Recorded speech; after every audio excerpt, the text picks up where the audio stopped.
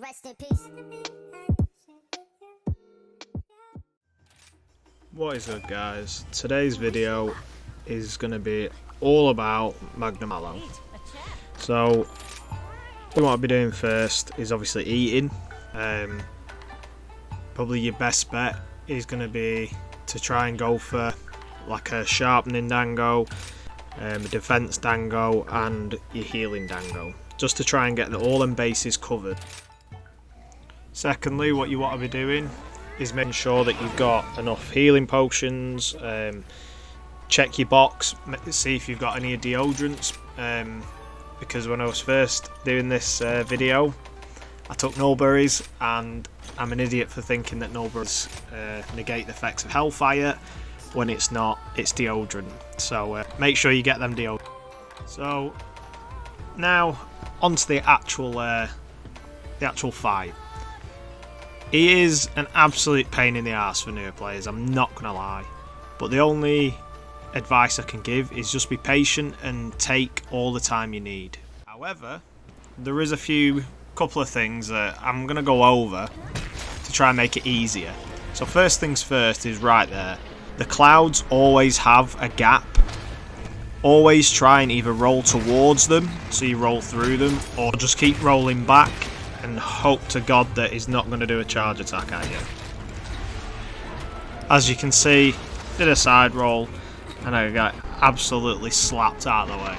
Melee players, these are pretty much going to be the attacks that are going to be hitting you mainly, and they're going to be doing pretty much chip damage to you, if not, worst case scenario, killing you after you've been hit already.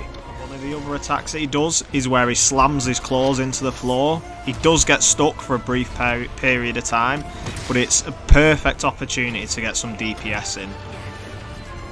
Sometimes he does this like crazy roll thing that it looks like he's been stunned, and especially using a hammer, you think that you've stunned him, but in matter of fact, if you're close enough, it will do damage to you.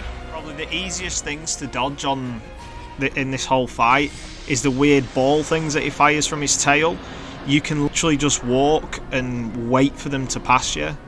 People overcomplicate this and try and dodge, but they end up getting hit by him anyway.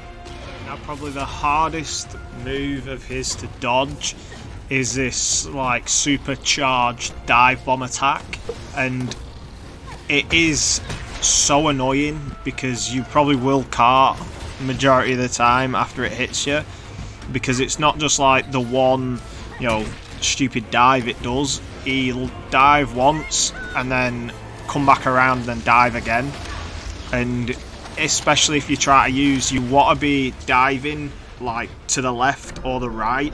You don't want to dive straight forward, and it's same with if you do manage to get up, just roll to either side. I mean, you are less likely going to be hit if you dodge into the left or the right than if you are just diving straight into it. It literally will cart you.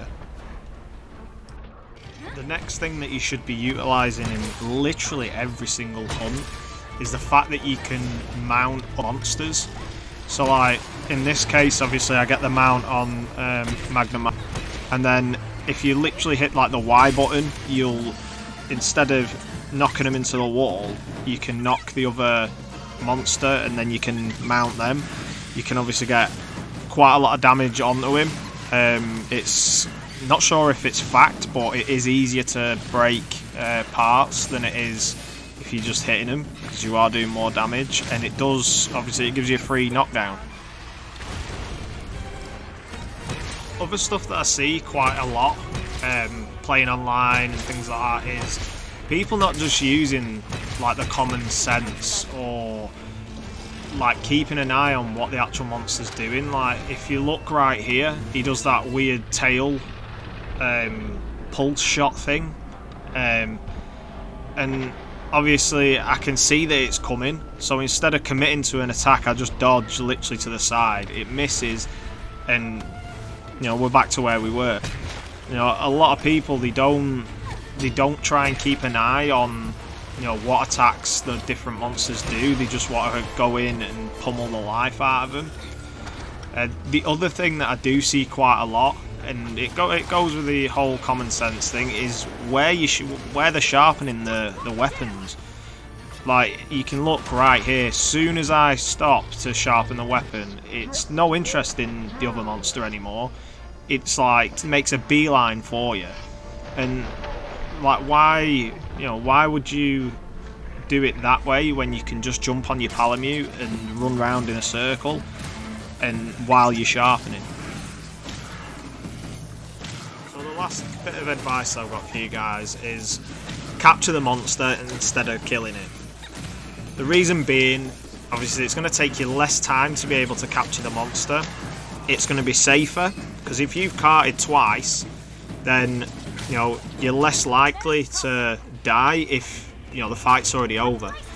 And not only that, you will get slightly more rewards, and there is more of a chance of better rewards at the end of a capture instead of a carve. So I hope this has been helpful for you guys. Thank you for watching, and I will see you all next time. Peace.